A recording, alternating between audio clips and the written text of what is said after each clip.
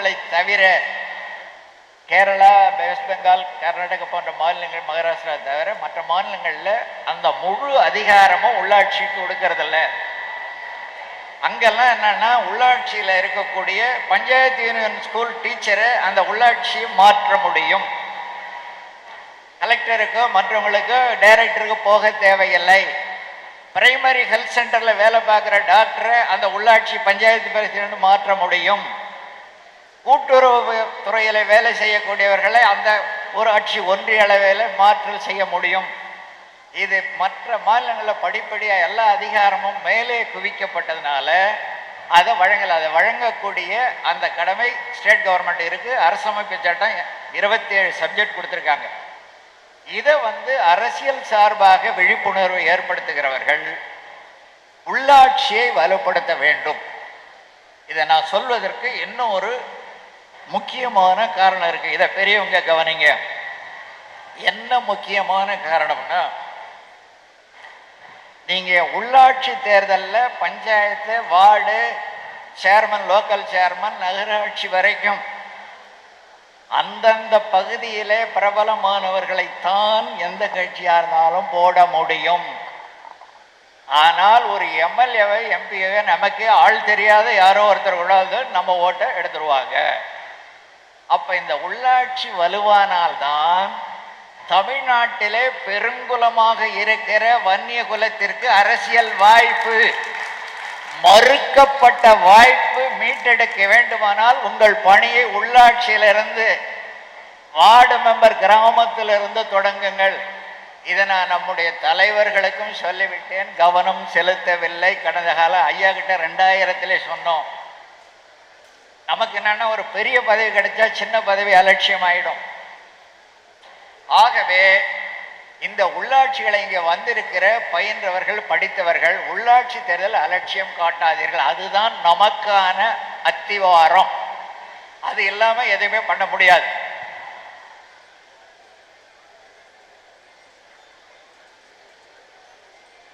அதற்கு அப்புறம் அந்த உரிமைகளை எல்லாம் 27 அரசியலமைப்பு சட்டத்தில் இருக்கு. அதை கேட்டு பெற முடியும். கேரளாவில் கொடுத்துருக்காங்க, மகாராஷ்டிராவில் கொடுத்துருக்காங்க. நாங்கள் அங்கெல்லாம் விசிட் பண்ணி ஸ்டடி பண்ணிட்டு வந்தோம் பிளானிங் கமிஷனில் இருக்கும்போது. அதை ஏன் நாங்கள் கொடுக்கக்கூடாது என்று அரசை வற்புறுத்தி வலியுறுத்தி அந்த அதிகார பகிர்வை பெற முடியும். ஆக அரசியலை பற்றி சிந்திப்பவர்கள் இதையும் பண்ணணும். அடுத்தது, நம்ம இறைவன் அவர்கள் ஏன் வேண்டும் வட தமிழ்நாடுன்னு சொல்லி ஒரு நூல் எழுதிட்டுருக்கார். பல ஆதாரமான கருத்து பார்க்குறவங்களுக்கு ஏன் தமிழ்நாடு பிரிக்கணும்னு தோணும்.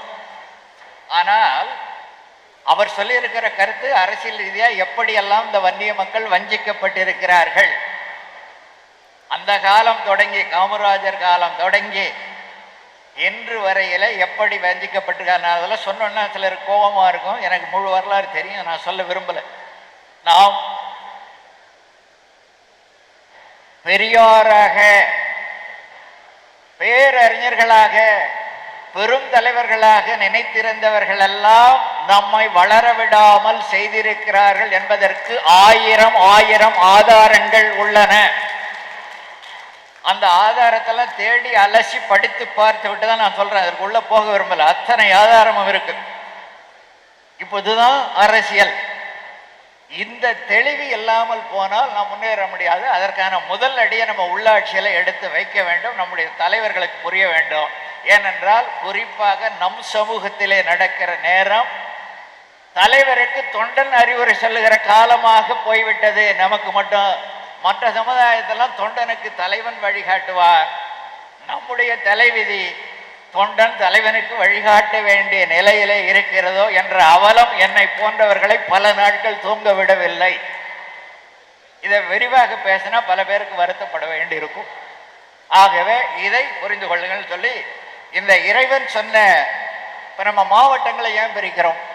சின்ன மாவட்டமாக இருந்தால் காம்பேக்டாக இருக்குன்றதுக்காக பிரிக்கிறோம். 38 மாவட்டம் ஆச்சு. ஒரு காலத்தில் 12, 16 இப்படி வந்தது. ஏன் பிரிக்கிறோம்னா ஸ்மால் இஸ் பியூட்டிஃபுல் அப்படி என்பதற்காக மட்டும், அலங்காரத்திற்கு அல்ல. அப்பதான் நிர்வாக கட்டமைப்பு, மக்கள் குறை தீர்வை விரைவாக தீர்க்க முடியும். இதுல மாணவர்களே நீங்களும் கவனிங்க, பெரியவங்களே நீங்களும் கவனிங்க. இது ஒரு கணக்கெடுப்பு. நான் ஸ்டடி பண்ணேன் இந்த சப்ஜெக்ட் டீட்டெயிலா. உலகத்துல 193 நாடுகள் ஐநா சபையினுடைய உறுப்பினர் நாடுகள். 2 நாடுகள் அப்சர்வ்டு ஸ்டேட், பார்வையாளர் நாடு. அது ஒன்று பாலஸ்தீன் ஒரு நாடு, வேட்டிகன் போப். இந்த 2 பார்வையாளர் நாடுகள். மொத்தம் 195 நாடுகள் அங்கீகரிக்கப்பட்ட உலக நாடுகள் இன்றைக்கு உலகத்துல. இந்த நாடுகள்ல 10 லட்சத்திற்கும் குறைவான மக்கள் தொகையை கொண்ட நாடுகள் 40. 10 லட்சத்திற்கும் குறைவான மக்கள் தொகையை கொண்ட நாடுகள் 40. 10 லட்சம் முதல் 1 கோடி வரை உள்ள நாடுகள் 59. மொத்தம் 1 கோடிக்கு கீழே இருக்கிற நாடுகள் 99. இன்றைக்கு நம்ம 2 கோடின்னு எல்லாம் பேசுறாங்க. 1 கோடிக்கு கீழே நாடுகளே 99 உலகத்தில் இருக்கிறது. 1 கோடிக்கு மேல் 10 கோடி வரை இருக்கிற நாடுகள் 80. 10 கோடிக்கு மேல் இருக்கிற நாடுகள் 16. இதுதான் உலக மக்கள் தொகை. அப்ப ஒரு நாடு என்று வருகிற பொழுது சுய நிர்ணய உரிமை, நம்முடைய அரசமைப்பை நாமே சமைத்துக் கொள்ளுகிற we the people of India சொல்றோம் இல்லையா, கான்ஸ்டியூஷன். அதே மாதிரி நாம் நமக்கான அரசை, சட்டங்களை நிர்வகித்துக்கலாம். அப்ப 10 லட்சத்திற்கு கீழானவன் அவன் சுய உரிமையோடு இருக்கிறான். 10 கோடிக்கு கீழான ஏகப்பட்டது இருக்கான். தமிழ்நாட்டு மக்கள் தொகை தோராயமா 8 கோடின்னா தமிழ்நாட்டை விட குறைவான மக்கள் தொகை கொண்ட நாடுகள் 175 இருக்கு. 175. அப்ப இதை நாம சொல்லும் போது மட்டும் ஏன் தமிழ்நாட்டை பிரிக்க பார்க்குறீங்கன்னு இது ஒரு போலியான வாதம். நமக்கு பக்கத்துல பிரிஞ்ச ஆந்திரா, தெலுங்கானா போட்டி போட்டு கொண்டு வளர்கிறது. பீகார் மோசமா இருந்தது, இப்போ போட்டி போட்டுக்கொண்டு 2ஆ பிரிஞ்சு வளருது. மத்திய பிரதேசம் வளருது. நாம சொன்னா மட்டும் வேற மாதிரியா பேசுறாங்க. ஏன்னா இவங்களுக்கு முழு நாட்டையும் சாப்பிடணுன்ற ஆசை நம்முடைய அரசியல் தலைவர்களுக்கு. முழுதாக தமிழ்நாட்டை கலைபரம் செய்கிற ஆசையில எல்லா கட்சியும் விரும்புது. ஆனால் இதை அறிவுபூர்வமாக, சிந்தனையாக நாம எடுத்துக்கிட்டு போனாதான் இது எதிர்காலத்தில் இது எதை பிரிவினை அல்ல. இந்திய அரசியல் சமயத்திற்கு உட்பட்டு, ஜனநாயக விதிமுறைகளுக்கு உட்பட்டு, அரசமைப்பு உட்பட்டு, ஜனநாயக பூர்வமையா வட மாவட்டங்கள் பிரிச்ச மாதிரி தென் மாநிலங்களை பிரிங்க. இதை பிரிக்கிற பொழுது நமக்கு அணுக்கத்தில் ஆட்சி அமையும். அதில் நமக்கான ஆட்சியும் அமையும். நாம் எதிர்பார்க்கிற கோரிக்கைகள் நம்மால் முடியும்.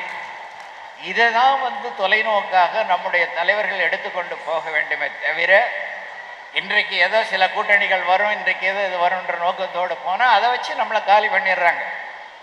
ஒரு சின்ன உதாரணம், அரசியல் உதாரணம் சொல்லணும்னா, இந்தியா சுதந்திரம் அடைஞ்சு 1952 முதல் தேர்தல் நடந்த போது இந்திய சுதந்திரத்தை வாங்கி கொடுப்பதிலே மிகப்பெரிய பங்காற்றிய காங்கிரஸ் கட்சி எல்லா இடத்தையும் ஜெயிச்சு தமிழ்நாட்டில் மட்டும் மெட்ராஸ் பிரசிடென்ட்ல அவங்களால தமிழ்நாட்டில் முழுமையான வெற்றி பெற முடியவில்லை. ராஜாஜி அனுப்பி பார்த்து தேடுறாங்க. அப்ப ஆட்சி அமைப்பதற்கு போதிய உறுப்பினர்கள் இல்லாத ஒரு மைனாரிட்டி கவர்மெண்ட் என்ற நிலைமை முதல்ல தமிழ்நாட்டுக்கு ஏற்பட்டது. அந்த நேரத்தில் மிகப்பெரிய அரசியல் புரட்சியை வன்னியர்கள் நிகழ்த்தி இருந்தார்கள்.